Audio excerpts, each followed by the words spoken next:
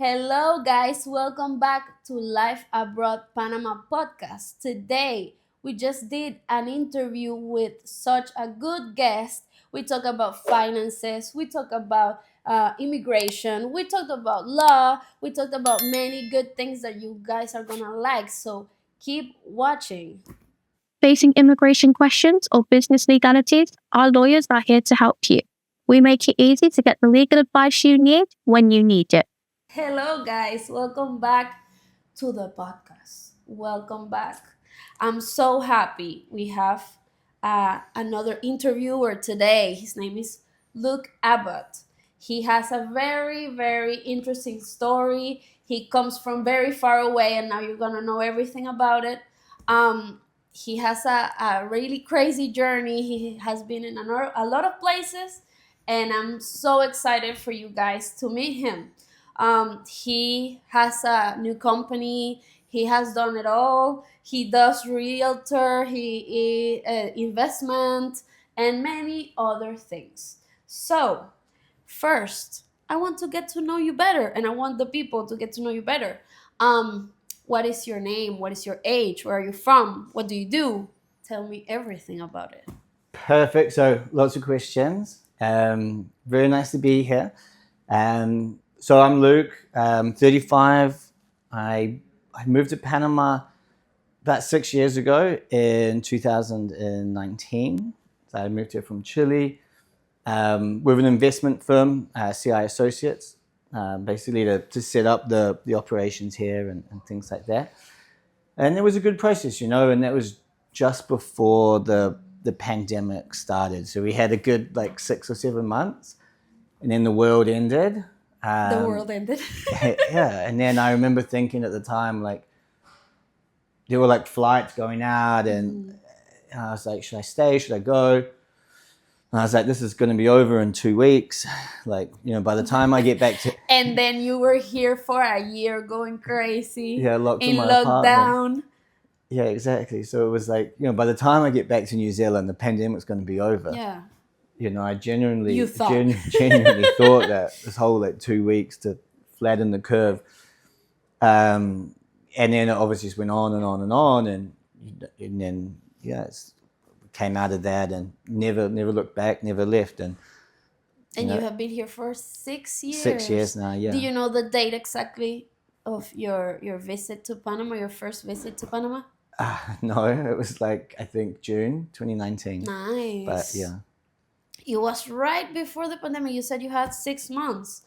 You mentioned a lot of things, but you didn't mention where you were from. You have a kind of an accent, and I want people to guess where it's from. Yeah, from New Zealand. Write it down in the comments. From New Zealand. A lot of people struggle to guess because I left New Zealand 15 years ago. I've sort of lived in lots of different countries before coming to Panama. So my accent's a little bit of a mix. A mixture over there. Yeah, I love it. I want to know, you're from New Zealand. That's very, very far away.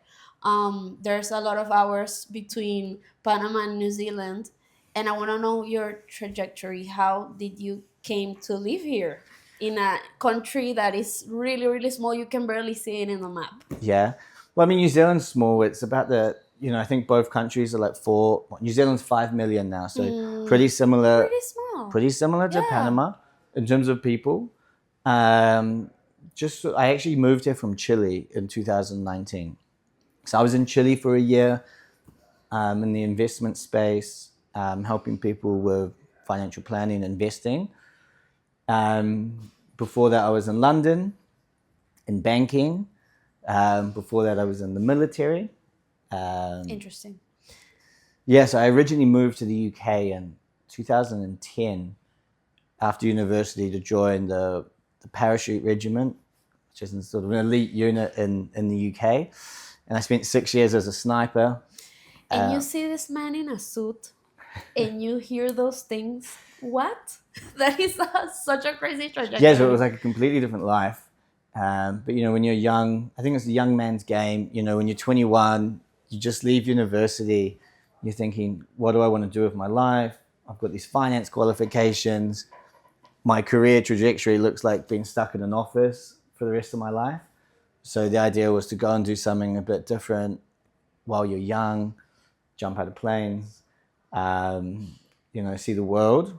And I met amazing people, some amazing friends, went on some amazing adventures. Of course. Which was jumping off of planes. What? Yeah. So That's it was crazy. good, but it was, not something I wanted to do for the rest of my life. Yeah. So I needed to get out at an age where, I think I was 28 when I left the army. You then wanted to settle down and look for something stable. Yeah, settle down, those things. So, and then I ended up in London working for a bank, for Barclays, and then I was offered a position in Chile. So they relocated me out to Santiago, which was cool. Huge city, lots to do. But after a year in Chile, I felt ready to leave. And then the opportunity came to come to Panama. And I've lived lots of places. I've moved a lot. But I've been in Panama for 6 years. And I won't tell my mum this, but I'm probably going to stay here for the rest of my life. Forever. I love it here, honestly. It feels like home. There's lots to do. The people are very welcoming. It's a nice. And you have a combination of the life you said of going out and having some freedom and the business life. Yeah, I think there's a lot of opportunities here. I think it's booming, Panama. So just by nature, there's a lot of people moving here for different reasons. So it's very multicultural. They say that London's a melting pot of cultures, but I feel like Panama is so much more. It's a cauldron. There's Jews, Muslims, Christians. There's people from the U.S. There's now from New Zealand. Yeah, I think there's two A New Zealanders. lot of people, Chinese. The Chinese culture has melted a lot here, and I really love Panama for that. Yeah, exactly. But so you got that melting pot of cultures, but there's no conflict. It's safe. Yeah, there's no violence. So it's a really, really nice balance of things. So. I love that. When you came here to Panama, did you know you wanted to stay forever? When did you know? How? What happened? Because you came here with a company from Chile. Yeah. And what made you think this is the place for me? I'm gonna stay here forever. No, I mean honestly, I didn't know a lot about Panama. I remember my boss at the time in Chile saying, we're opening an office in Panama. We're getting licensed and regulated, and we want you to go up there and grow the team. Does that sound good? And I was like, Panama. It's like you had to look it up in the internet. I was like, I knew where it was. I knew about the canal, but I didn't really know much about the culture or what it was like to live here. I was like, I'll let you know tomorrow. So I went home, spent an hour Googling Panama. The things besides the canal and stuff like that. And came back into work the next day and said, let's do it. And 2 weeks later, I was on a flight to Panama. It was a leap of faith. A leap of faith, yeah. And it was from one day to another. But what made you stay here long term? Yeah, I mean, obviously the plan wasn't to stay. I mean, you never know when you move to a new country, how it's going to go. And I probably thought it would be 2-3 years, and then I'd be looking at moving on or maybe somewhere else. Or honestly, I'm not even sure what I was thinking at the time. But over time, pandemic aside, it locked you here for a year. The pandemic was tough everywhere, so I don't want to. Yeah. I'm not going to pick on Panama. It was tough everywhere. I'm not picking on Panama, but that was tough. I think it was 9 months. We'd had a good group of friends. Community was just starting to take off, and then bam, pandemic stayed. But also that was quite good. The pandemic was good. I shouldn't say that, but because it digitized our entire process. Yeah. So it forced you to really do business in a different way, which I think over the long term has been really good.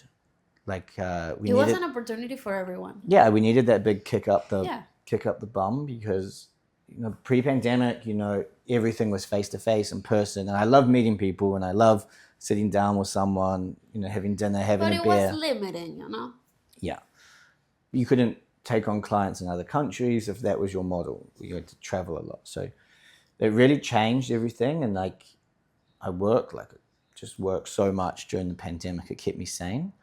And then we came out of it, and obviously Panama started opening up, and go from there. So You hopped on a plane, were locked for a year, and then everything bloomed. Yeah, It was an exactly. opportunity for you. You mentioned that you came with a company. I want to know if you had a visa, a work visa. What did you do to get your papers right? Tell me everything about it. yeah, no. So I came in on I flew in on a tourist visa actually, and then applied for residency when I arrived. So I applied for the permanent residency. So I have my cedula. So that was on the old system. It used to be a lot easier to get your cedula back in the day. You know, it was sort of $5,000 in a bank account and $5,000 in sort of legal fees. And that was about it. You know, open a corporation and things like that. But you had to have $5,000. Yeah. But I mean, that was significantly easier now. You know, you've got the Golden Visa program, the Yes. Friendly Nations, but you're looking at 200 or 300,000. And in that time, did you do it with a lawyer, or did you just Yeah. investigate? And Yeah, no, someone referred me to a lawyer, and off we went. So I can get my Panama passport next year, actually. So nice, guys. If you need a lawyer to get your papers, if you want to come to Panama, NDM law firm, you know about it. Don't get fooled by fake lawyers. And I want to know, did you face any legal challenges when you tried to yes, set up your and life honestly, here? I had a problem with that lawyer actually. You see what I'm telling There you. was I received a $2,000 fine because and I didn't understand this at the time, but I have while you're applying for your permanent residency, before I got my cedula, I had like a temporary residency card, Yeah. while like the yellow one, while the cedula's forming, and I had no idea, and he didn't tell me, and I'm not going to name and blame anyone on this. But it wasn't you guys, that's for sure. And I didn't understand that you needed to apply for, and he didn't tell me, you needed to apply for like a multiple entry visa. And I still didn't really understand the ins and outs of it. But it was like, well, during that application process, you weren't supposed to leave the country. Yes. And I left and went to Mexico and came back. And they And were I- like, you cannot come in. And I didn't even realize, but I entered and it flagged on the system. And then he rang me, my lawyer rang me and said, hey, like, you know, they're not going to let you leave the country unless you pay this $2,000 fine. And I was like, what fine? And What he's do you like, mean? He's like, you weren't supposed to leave the country. And I was like, you didn't tell me When that. were you going to tell me that? That would have been some good information to know, you know.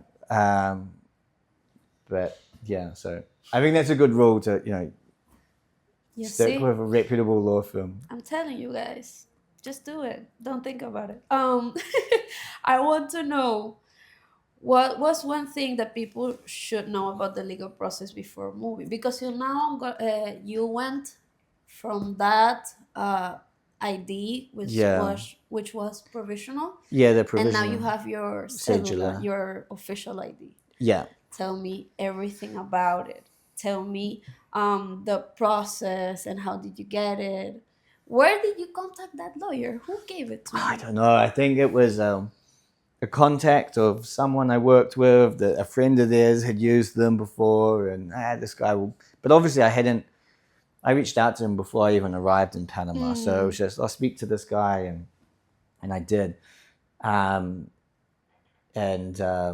Yeah, so he took care of everything. Like I said, the process has changed a lot now. You know, you got the golden visa, you know, the residency by investment programs, like the 30-day red carpet. You got the friendly nation.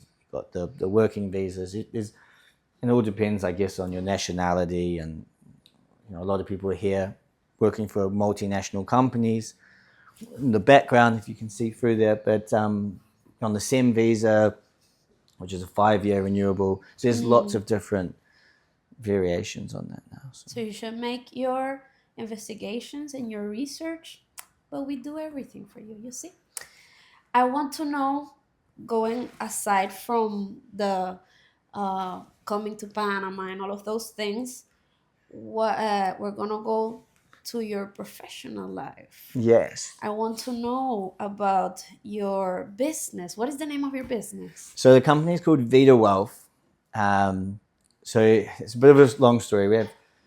I have two businesses with my business partner. We have Panamigos. Panamigos is an events company. We'll talk about that one later.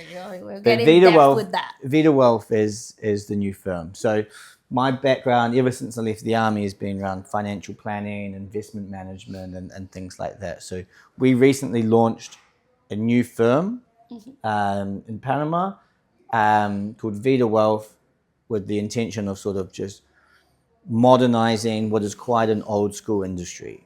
I think there's a lot of people in the industry that are just very out of touch. There's a lot of misinformation. There's a lot of issues when it comes to investing and getting the message out. So the whole idea is of just changing the industry, getting the. I think education, often is the key. yeah, and there's always solutions out there, and there's always options available for a certain level of people. Yeah. So the example is, UBS, great bank, has an office around the corner, but if you don't have $5 million, they're not interested in talking to you. And that's one of the issues, is that wealth management and financial planning, like bespoke financial planning, historically has been reserved for wealthy people, ultra high net worth and how individuals. do you get your wealth if you're not able to get those resources? Exactly. I want you to tell me a little bit about Vida Wealth and how people can reach to you. What do you do? Can you help me? Can you help us? Help everybody, please. Yeah, no, perfect. So vidawealth.com is our website. Social media, Vida Wealth or Luke Abbot Finance. I guess we can link to it in the description. A little shout out. Yeah, of course. And we're putting a really good team together. We're hiring like really top people from banks and investment institutions. A lot of knowledge, a lot of experience, but people are very open-minded and looking at doing things differently. Like with a focus on client care and service. The idea is like democratizing like financial planning so that it's available to everyone. Amazing. And having solutions at like all levels, not just for people that have $5 million in assets. And you help over here. How do you help people invest? How do you help those normal people who don't earn $1 million a month? Yeah, so I mean, $1 million a month, that would be nice. Yeah, of but, course. The reality is most of us aren't there. So there's a lot of options available, and it really comes down to, where you're based. So if that's in Panama, your nationality, where you're going to be in the future. Are you going to stay in Panama and never leave, like me, or are you going to relocate in the future? So there's a lot of considerations to take into account. And that's really what it is, sitting down with someone, having that initial consultation, looking at where they are now, and you do have to ask a lot of personal questions, how much do you earn? How much of that do you save? Yeah. Because that's more important than, you could earn $1 million a month, but if you're spending $1 million a month, you're not getting ahead. So it's how much can you save? What are your current assets? What are your plans for the future? Children, marriage, relocating, work, retirement. At what age do you want to retire? What level of income do you want to have coming in? We'll have a little consult at the end of this interview so for me to get to know all of those things, because right. Oh my God, that's a lot of information to take. So there is, and you sort of have a process, and you sit down with people, you understand where they are now and where they want to be in the future, right? And then and you have that consultation, and then you sort of have a second meeting, and you look at maybe 2 or 3 different strategies that you think is the most efficient way for them to get from where they are now to where they want to be. And then you can just share that information, sit down with them, go through that, explain it. And it's not about dumbing it down, but it's like just putting it in, because a lot of people don't have an interest in finance. they don't have a Me, for example. they maybe just find it completely boring. So It's kind of difficult too. yeah, if you're not interested in it, like I love it, I could talk about it all day. But if it's not interesting to you, or that's not your passion, or you just haven't grown up around that, then it can be difficult to sort of plan and know what to do. That's why we have you see? That's why we have you. I want to know about your business. You quit your job from the company that brought you here from Chile. Yes. And you started this company from the ground up. I want to know, how was it legally to form the company, the tax considerations and everything, so people over here, if they want to come to Panama and invest, they know the steps and where to get a lawyer of that sort that can help you with the taxes and all those things. No, perfect. So there's a number of sort of steps involved. I was working for a very good company, 7 years. I'm very appreciative of, my experience and my time there and things like that. And I was sort of managing, a really good team of people here. But the time just came where I wanted to build something of my own. I had my own direction that I wanted to take things. And so it was just sort of it got to a point where we just needed to part ways. And generally there's a couple of things. So opening a company is very simple in Panama. Really? Opening a regulated financial services firm, not so much. Oh, okay. That's I'm talking about just a general company, it's very easy. But yeah, being a regulated investment firm, you have to superintend. Handling money and all of those things. Yeah, and there's different licenses, and you need to have compliance department, principal executives, a whole back office. You have reporting requirements. So there's a lot of that's specific to financial services firms. That you have a lot of reporting, compliance, back office.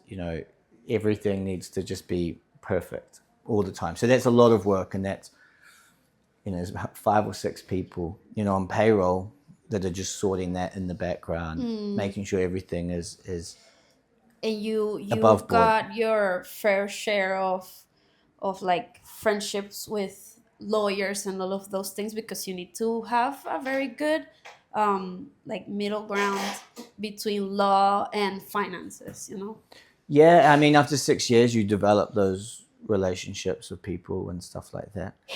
Do you like the part of the taxes and the businesses, how is it? Because I really don't know anything about tax and opening businesses over here. Yeah. Is it like very harsh with the business, or is it like, you pay a fair amount of money for having a business over here?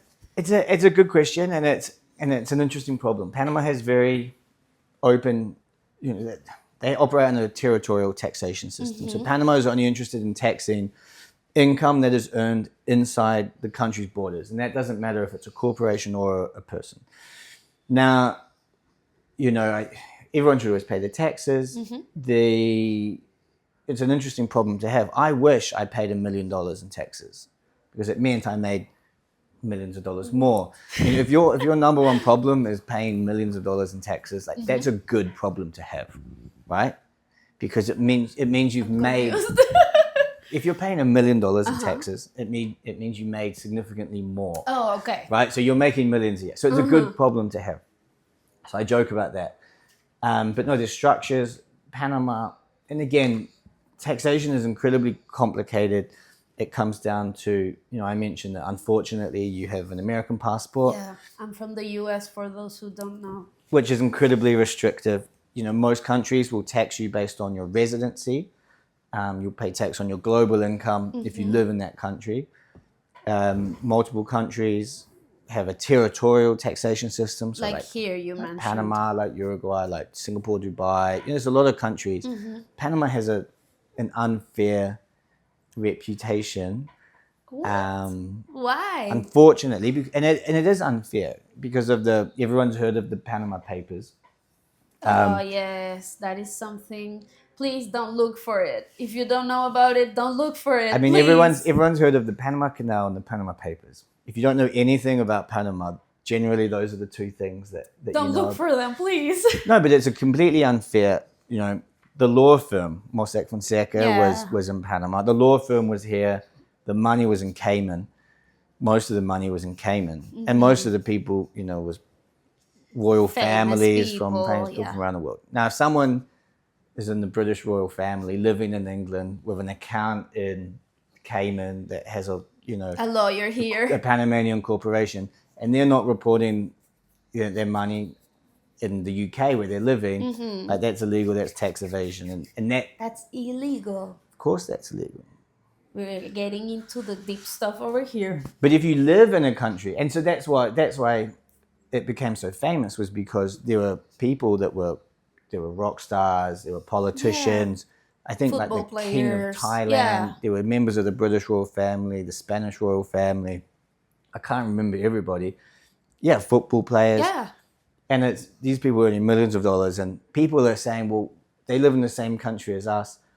I make, $25 an hour, and I'm taxed at 40%, and these millionaires are getting away with it. Yeah. And that was why there was so much anger, and then they sort of blamed Panama for that. But it was we really, were just a bridge between those people and their money. That's crazy.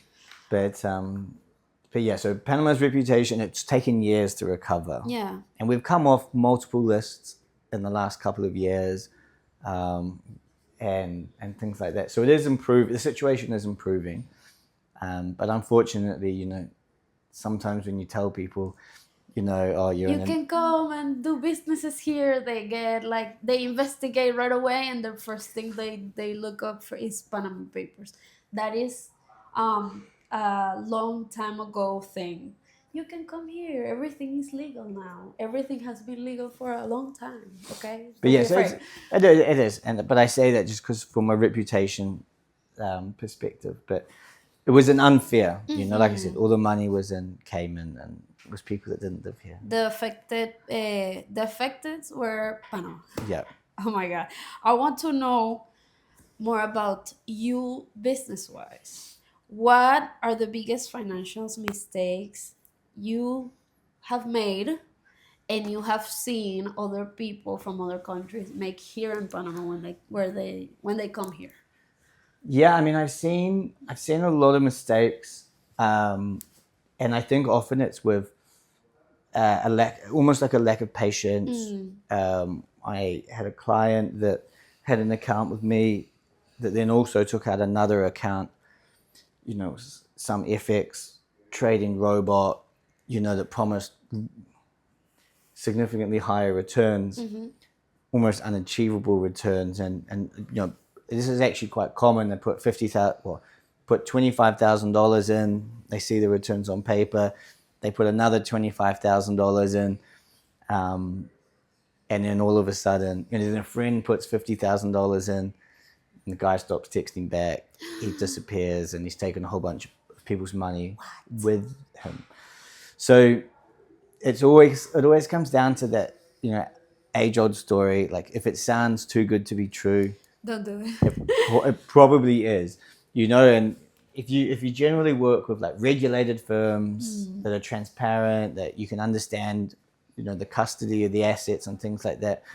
If it's someone that's selling a dream, if it's someone that, 10% a month, or, we're going to give you 30, 40, 50% a year returns consistently, something's not right, and you need to dig a little bit deeper. But I've seen a lot of people lose money to scams like that, just because they're like, ooh, they see these high returns. Yeah, they get like blinded by the promises. Exactly. That's crazy. I want to know also, since you started a business and all of that, what are some mistakes you made? Oh, I mean, I've made lots of mistakes. I mean, I can't think of like the biggest one. It's mainly just in terms of like going about things in the wrong way, or appointing people to different positions, like having a legal representative, and then the bank is like, oh, this person can't be that person. So then you have to go back and it causes delays because you're changing things around and stuff like that. Or yeah, nothing like, I can't think of anything like massive, Huge. but like lots of small things that you learn from, I think, when you're starting a business, because you go from being an employee to dealing with accountants and lawyers and contracts and taxes and all of things those like this, things, and so it's a learning curve, so I'd say there's just probably quite a few just small things that. But you seem like you have everything figured out so far. Well, I'm glad you know. Yeah. I can see it. We can all see it. You can contact him to get your finances straight. Now you see, you check it for yourself. I want to know also, you've done an investment with Vida Wealth, but you also have another company with a friend of yours, and it started really randomly. I want to know everything about it, the name, how it started, who are with you, who started it with you. Tell me about it. Yeah, perfect. So it's been quite a journey with my business partner, Oliver Lane. And we started with Panamigos. It didn't even start as Panamigos. It started as a WhatsApp group.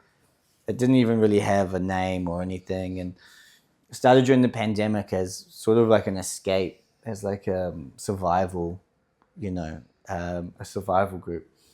But then as we came out of the pandemic, as things started to open up, we started like organizing get-togethers and events. Mm-hmm. And it started attracting more and more people. And it was just fun. Like, we never envisaged it as like a business or like an official thing.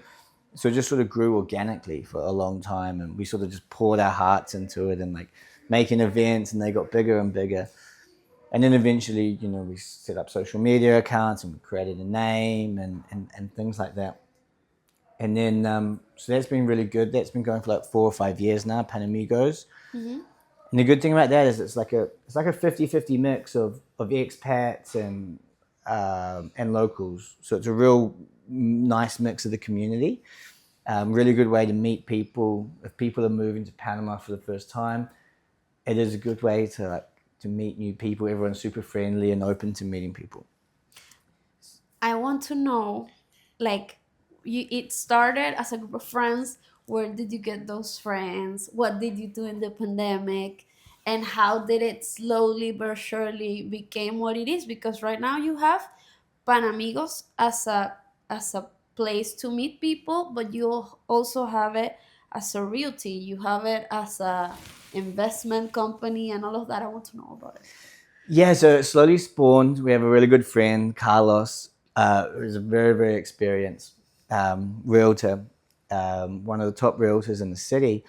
And we sat down one day and we sort of were talking about combining. He was looking at leaving his firm where he was, and me and Ollie were sitting down and talking about, what's next for Panamigos. And we sort of came up with this idea to form Panamigos Realty around sort of the base of this community, his expertise, and I'd been dealing with like real estate from like an investment perspective, because I had clients all around the money part.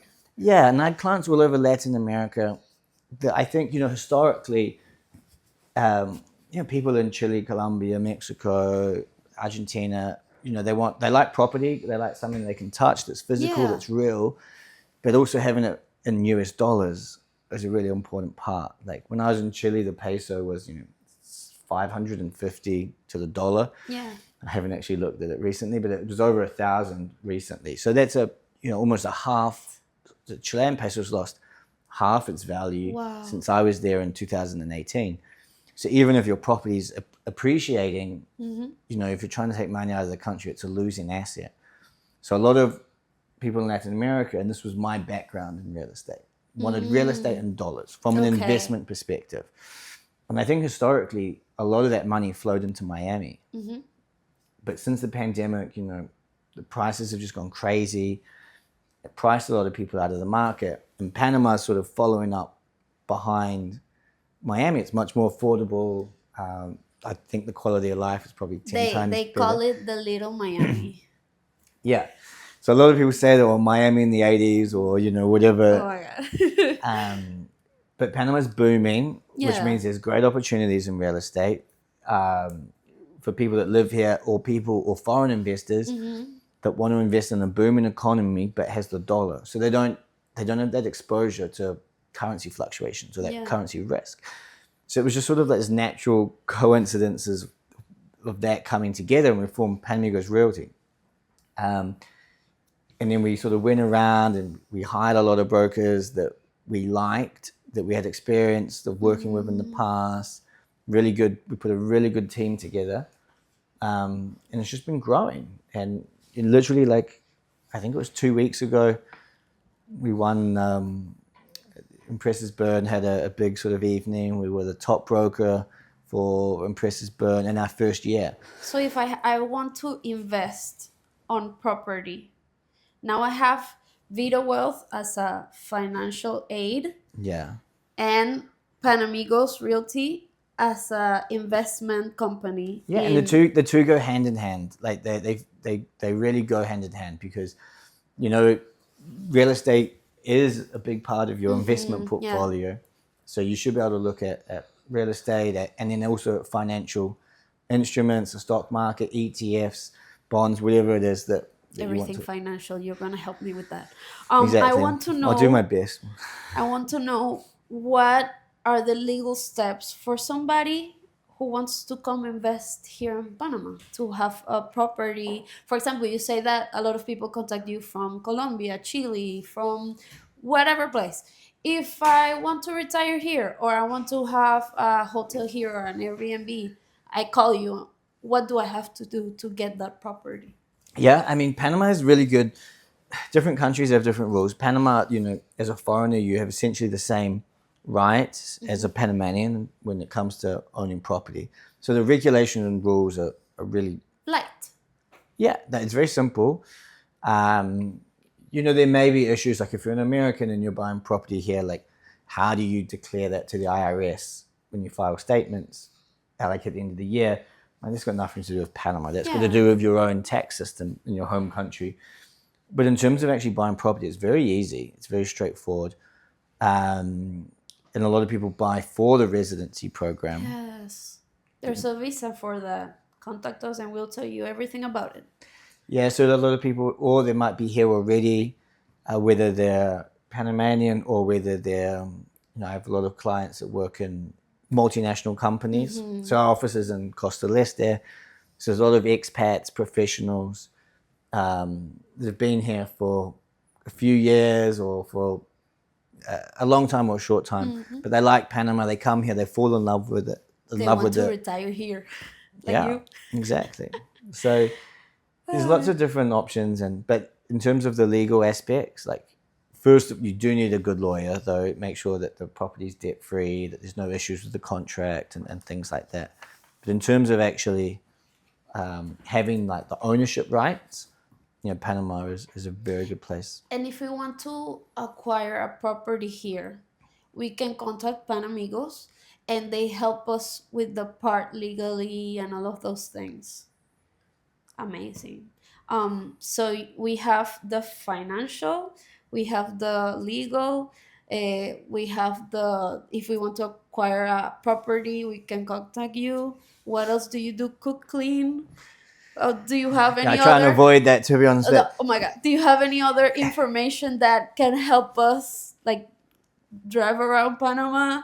Because I see that you can help us in a lot of things, Yeah, I mean, it's just sort of naturally just growing, It was never the intention was to like, oh, we're going to have an investment firm, we're going to have a real estate company, we're going to have this community. With that plan. No, we didn't have that. Never had that plan, but it sort of just built slowly over time, and it's been an amazing journey. I've met a lot of amazing people. I work with like amazing colleagues and my clients. I love them to pieces, and it's. For me, it's just like I love seeing people do well, whether it's my team members or a client, reaching their goals and things like that. So. And you seem like a people person. I'm really surprised that you came here to Panama and when you had 6 months living here, you started a community. That's crazy because I've seen people that have been here for years and they know 2 people, And I want to know more about that. you already talked about Panamigos, and I want to know how does it help expat to connect, you know? You said that if you are coming to Panama, you can contact you, they can contact you and Yeah. the Panamigos page. Tell me everything about it. Where can I contact you? Where can they contact you, you know? Yeah, so we have, What if you do go you to, do? we have a website, it's called thepanamigos.com. And then the Instagram is probably the most active, Panamigos PTY. So if you follow the page on Instagram, we post everything there. We try and do like 2 or 3. A little shout out again. A little shout out. Yeah. A little humble A shout growing out. community. Yeah, but it's really good because we have 2 or 3 events a month. Sometimes it's like a networking after office, casual, like few drinks, get to know people. Like this Saturday we have a big rooftop party where I think we've got 300 people that have registered on Cielo on Avenida Balboa, which is a great venue and a great partner for us. So that's like a sort of a big party. It starts at 2:00. People can sort of come, let their hair down, meet people, have a good time. It's summer. You have to make the most of the summer. Yeah. And then sometimes we'll do charity events. We try and do a charitable event, you know, every couple of months. We've supported some great causes and things like that. So there's always something new coming up that people can get involved with and meet people. And there's a lot of international people, not just Panamanians. Yeah, it started off as like an expat group, but it quickly grew like larger and larger. Now it's 50-50 locals and expats. So it's a really good, I like that. It's a really good cultural mix of people. Yeah. It's not like just expats, you know, because that mix is good. Yeah. And do you do any traveling? Do you do like what are the activities? You already said parties and networking, but do you do anything outside of a restaurant or? We've done like in terms of the events, I mean, it's mainly in the city. We did a beach party last year in Playa Blanca. Oh. And some of the charity events are, you know, we went down to, someone's going to murder me if I forget the name, Minera. The town was called Minera. You know, that was like a 3-hour drive on a bus. Yeah. And that was like we were supporting a local school. Wow. So some of this, like 95% is within Panama City, just because that's where most of the people are based. And it's easier for people. And from the logistics, you know, trying to get like 100 people to an event, like at the It's pretty hard. Yeah, so it's complicated. So mainly in the city, but every so often we'll do something like outside. I love that. And I want to know, you already said you met people. Where did you meet these people before the pandemic? Before the pandemic, Yeah. It used to be when Salvaje was a rooftop in Casco. Oh, No. I know that That one. was a good part. That was a good bar. No, I mean, it was just, you sort of just run into people. I'd meet people through work. I'd meet people for going out. I mean, my job is basically to meet people. I lived in the old Trump Tower, which is full of expats. So you'd meet people in the gym, you know, or at the hotel, staying there and things. And then your friends would meet people and I'd bring them into the I'm group. surprised because everywhere you go, you get to know people and you make some sort of connection with that person, you know? Yeah. It helped you a lot. Yeah, well, everyone's got a story, right? And especially in Panama, I found that people that move to Panama generally have like a very interesting background or story on how they got here. So You it's were like, a military and then you studied finances and then you were in London and now here it's crazy. yeah, but but everyone's got like their story and their background. Yeah. And so the expat community here, I think, is very unique, you know? It's very broad. Yeah, because you don't know. You could have Italians, Germans, Argentinians, you know, Mexicans, but everyone's got this cool story Yeah. of how they got here and what they do, and they might be a digital nomad or in crypto or do something boring. I don't know, but but there's always this interesting mix of people here that I don't think you get. It's very unique to Panama. Yes. I really like that. I want to know, how has networking contributed to your success? Because you said that you met people along the way and they helped you. Yeah, I mean, honestly, this is going to sound so cheesy, but Ah. like, I hate the word networking. But if you go into something with the event, with the like mindset of this is networking, I think that's the wrong way. If you just like, if you go in, even if it's in a networking event, if you go into that event with, I just want to meet cool people, Mhm. I just want to make some new friends, like that'll completely like change your mindset. I think it's a cheesy way of saying it, but I genuinely, like, if I'm going to an event, I just think I want to meet cool people. I want to make new friends. And if you just go with that approach and it's not who can I meet, who can I get this from, it's the wrong mindset to go into it with.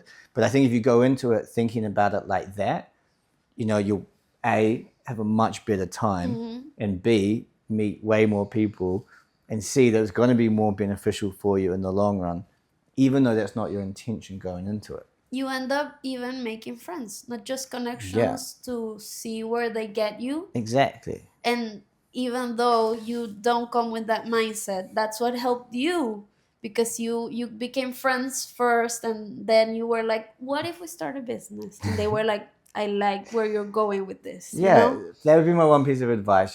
Just go into it with that mindset. Like, I want to make friends. I want to meet interesting people, and And the that network. ties up with the next question.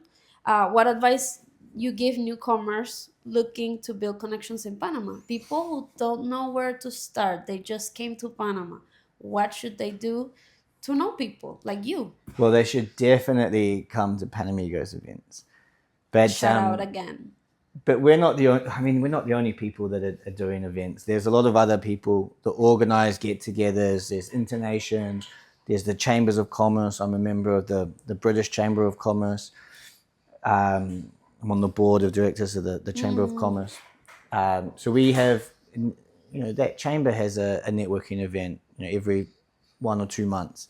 mm, There's Holland House, which is like the Dutch Chamber of Commerce, the Spanish Chamber. So if you're from the AmCham, the American Chamber, so depending on where you're from, the chambers are quite a good way to start, especially from like a business perspective, networking perspective.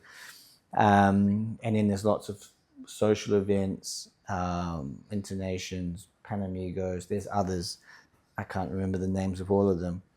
But if you just start tuning up to things, and meeting people, you can't go too far wrong, I don't I think. love we have somebody in the podcast with your experience, because you came just like that without knowing anybody, and you're giving like tools and examples, and you talk not just about your business and your stuff, but many other things that help people go where they want to go. If they want to retire, they can contact you, but if they want to make a business, they can contact another person, or they have the tools laid out, you know? And I love that Yeah. you're not saving anything just for yourself. No. um we are coming to the end of the podcast. How are you feeling? How have you feel so far? Very good. Well, you make it very easy for me. So You make it easy too. I really love how passionate you are about yeah. finances, and you make it seem so easy. I really, this is for real. I want to have a conversation later with you for you to help me with all of those things. Because I love that you love what you do. You know, you came to the right place. You are doing, you're making finances easier for everybody. And as you can contact him, Vida Wealth, also Panamigos. I mean, you are doing everything for the community right now. um I want to know, these are the final questions. Looking back, what are the biggest challenges of you relocating? Because I know New Zealand has a different climate, Yep. has the seasons. Do they have all the Yeah, seasons? it's freezing cold in winter and hot in summer. So Imagine, so Panama is a whole new place. You had yeah. to look for somewhere to live and adapt to the climate. Tell me, what were the challenges for you I mean, I exactly? think moving to a new country where you know nobody on your own is an incredibly daunting experience. By the time I arrived in Panama, I'd done this about 5 times. So, but like the first time that you do that, you know, you arrive in a country, you may not speak the local language, you don't really know anybody, like that's tough. But like, I think for most people, you know, just get through that initial period, that fear of, you know, not knowing too many people and things like that. Fear of the unknown. Fear of the unknown. I mean, that's a big step. Like, I don't care who you are. Like moving to a new country, we don't know anyone necessarily. That is a big step. But honestly, I think, you know, get out of your comfort zone. It's so rewarding. I mean, no matter where you do it. I mean, Panama, I love Panama. All the opportunities that I've been given here, all the people I've met, you know, it's such an amazing opportunity, and it is scary, and you have to take that step, but it's so worthwhile that I think more people should do it. Throw caution to the winds. But I ask you about the challenges, and I love that some people view challenges as opportunities. Yeah. And I see that in you. You look at the problem and you find a solution. That is very. You seem like a person who likes mathematical problems. yeah, Yeah, because you love to get the solution right. that's why I love my job, because I'm a massive geek and I love numbers, but I love meeting people as well. So it's like the 50-50. For me, it's the perfect combination of those two things. So it works. I love it. What's one piece of legal or financial advice you give expats moving to Panama? Legal or financial advice? I mean, it depends on the situation, and you know, if they're coming for a job, you know, with Samsung or Procter and Gamble, are they a digital nomad? Are they coming here? Are they self-reliant? Do they have a family? So it's hard to say. I mean, obviously, I mean, there are a lot of sharks out there, regardless of where in the world you are. So I think from the legal perspective, it's good to have your residency or your visas tied down with a reputable law firm. For that, NDM law firm, guys. The financial is him.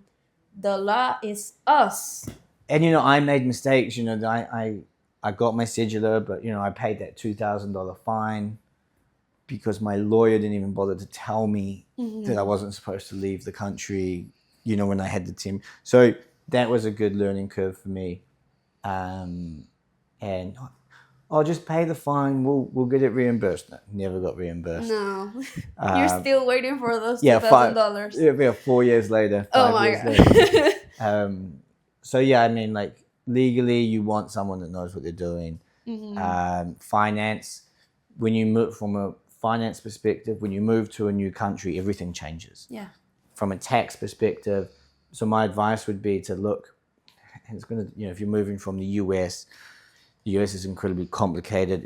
A lot of Canadians moving here, they might have a tax exit in Canada when they make the move, but then essentially they can operate at a much lower tax level once they've made that exit.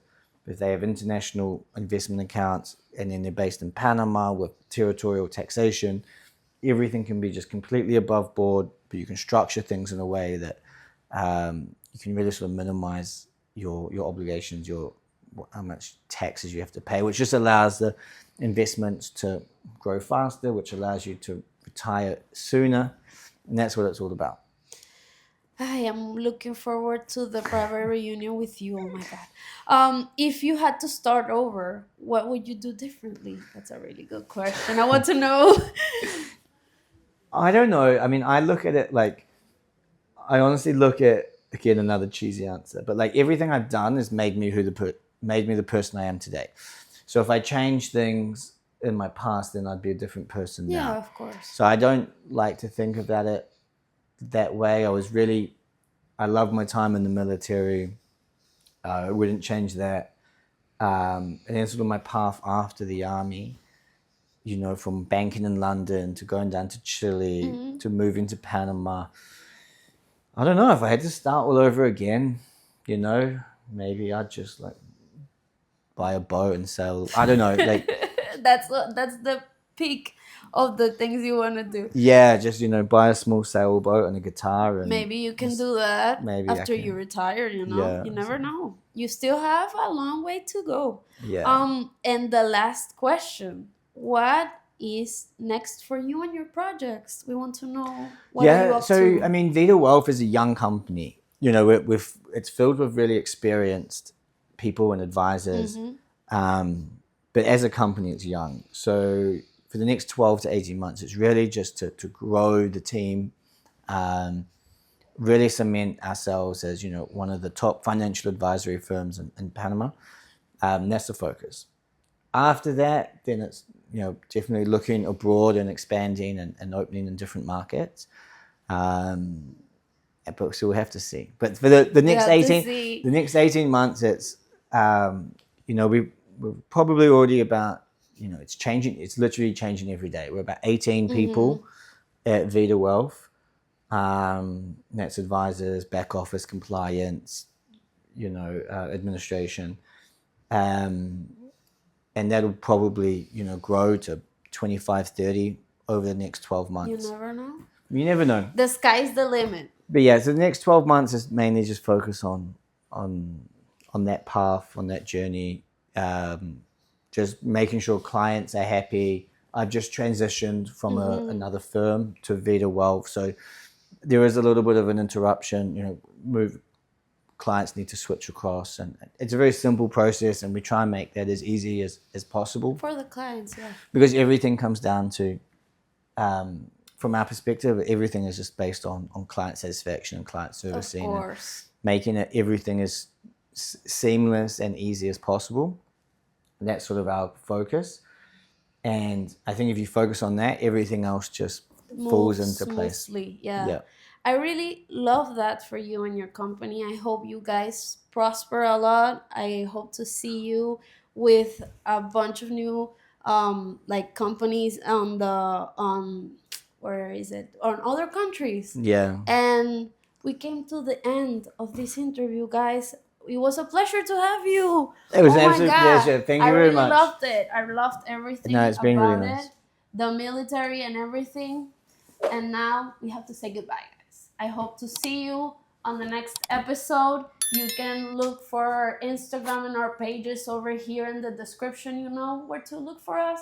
And now you have a financial advisor on hand. You'll see his Instagram and his pages over here. And we'll see you in the next episode. Goodbye. Thanks for joining us on Life Abroad Panama. You can find us on all major podcast platforms. Curious about our guests? Just click the links. Looking for legal support? Reach us through our website. And make sure to watch more videos or check out your visa requirements.